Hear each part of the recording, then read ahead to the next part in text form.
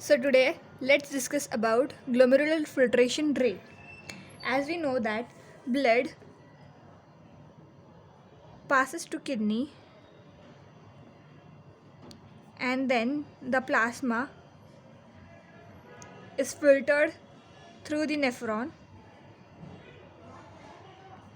and thus the urine formation takes place. Here the unwanted substances are removed from the blood and the essential substances are retained. So the substances which are to be excreted are removed by two processes. First is the glomerular filtration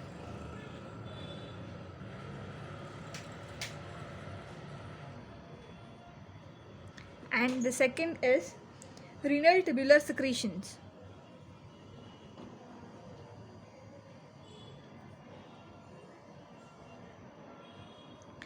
And the substances which are to be needed are retained by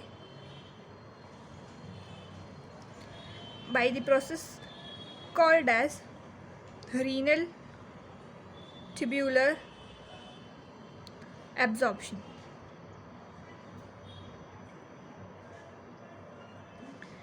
So we can conclude that in the process of urine formation, the three major steps are being followed. The first is glomerular filtration.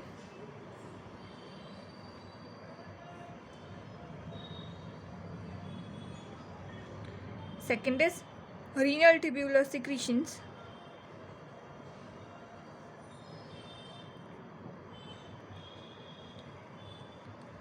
And the third is renal tubular absorption.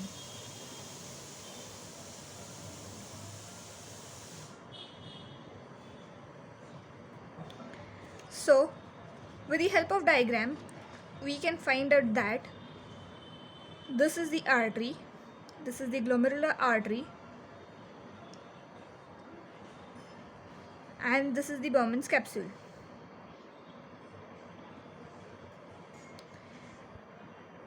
The filtration taking place over here is called as glomerular filtration as it takes through the glomerular artery.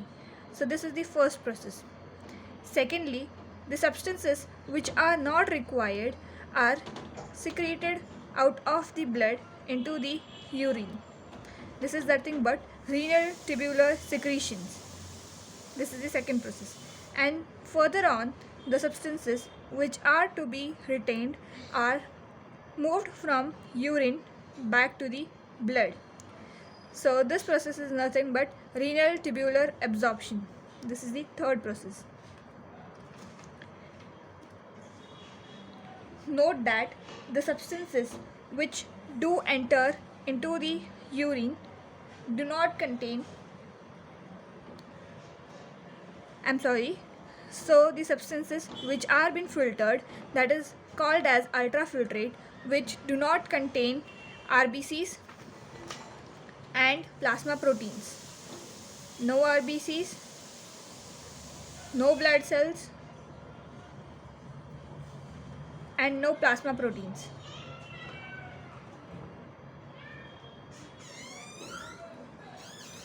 So in this video we are gonna concentrate on the process of glomerular filtration and its rate, that is glomerular filtration rate.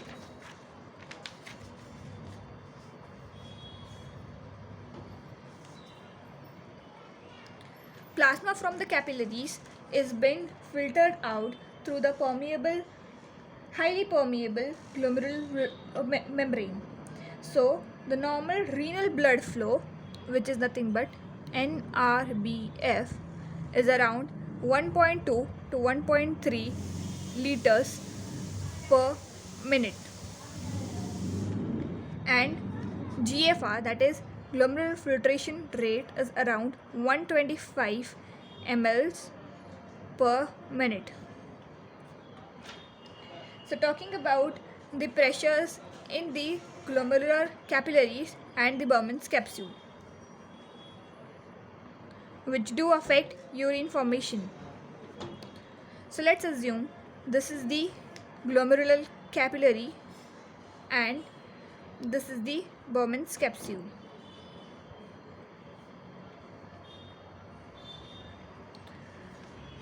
So the pressure. So talking about the pressures in the glomerular capillaries are the first, which is glomerular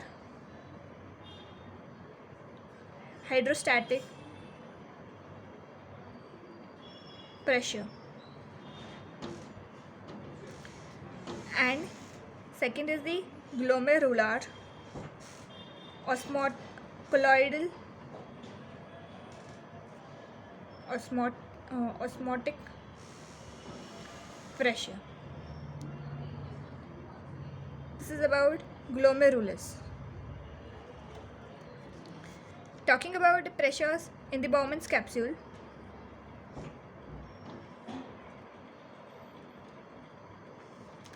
there are again two types of pressure. First is the Bowman's capsules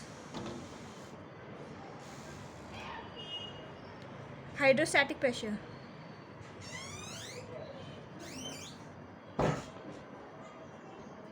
and the second is Bowman's capsules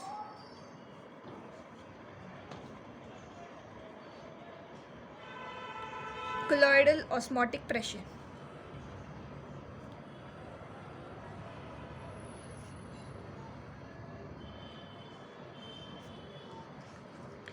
Always remember that the hydrostatic pressure is away from the membrane and the colloidal pressure, that is the colloidal osmotic pressure, which is contributed by the proteins, is towards the lumen. So we'll discuss about the values of the following pressures.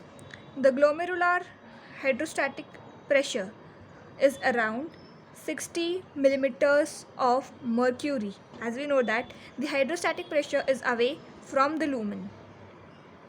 The second is glomerular colloidal osmotic pressure, which is 18 millimeters of Hg and is directed towards the lumen. Talking about the pressure in the Bowman's capsule, there is Bowman capsule's hydrostatic pressure, which is around 32 millimeters of mercury, and the second pressure is Bowman capsule's colloidal osmotic pressure, which is 0 millimeters per Hg. This pressure is away from the lumen and this pressure is towards the lumen. Remember guys, the Bowman capsule's colloidal osmotic pressure will be 0 millimeters of Hg because we know that the ultrafiltrate do not contain any amount of blood cells and plasma proteins. As the plasma proteins are absent, there is no contribution for colloidal osmotic pressure and hence it is 0. So the pressures which do contribute for the glomerular filtration rate are glomerular hydrostatic pressure and Bowman's capsule colloidal osmotic pressure. As this pressure, that is the Bowman's capsule hydrostatic pressure and glomerular colloidal osmotic pressure, are not contributing for the glomerular filtration rate, we will denote them to be negative. So the effective filtration pressure will be calculated as 60 minus 32 minus 18 plus 0, which comes out to be 10 millimeters of Hg. So GFR also depends upon the filtrating capability of the glomerular membrane. So this can be calculated by the coefficient Kf, which is nothing but filtration coefficient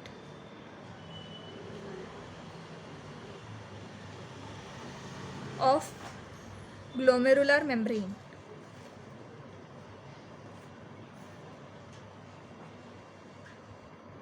into effective filtration pressure. So further, we will talk about the factors which do affect factors affecting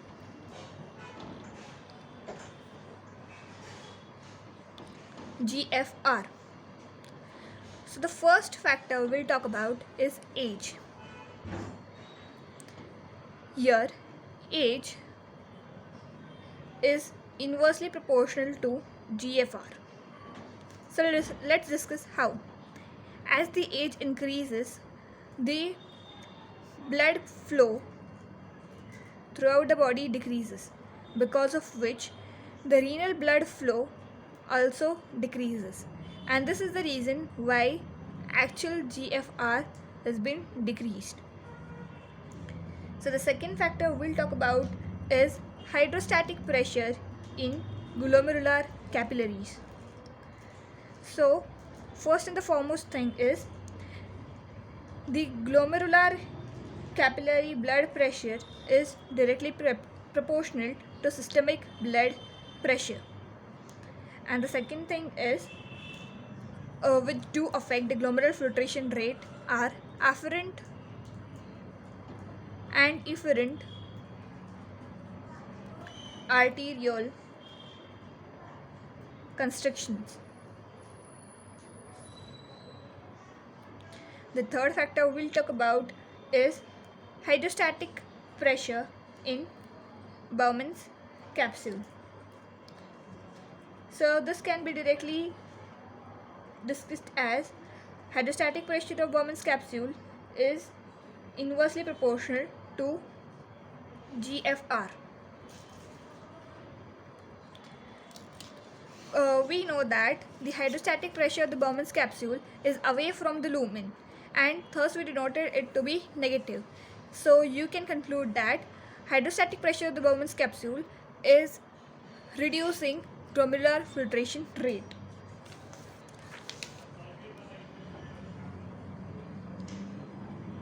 The fourth factor we're gonna discuss is the amount of plasma proteins. We'll discuss the major case of hypoproteinemia.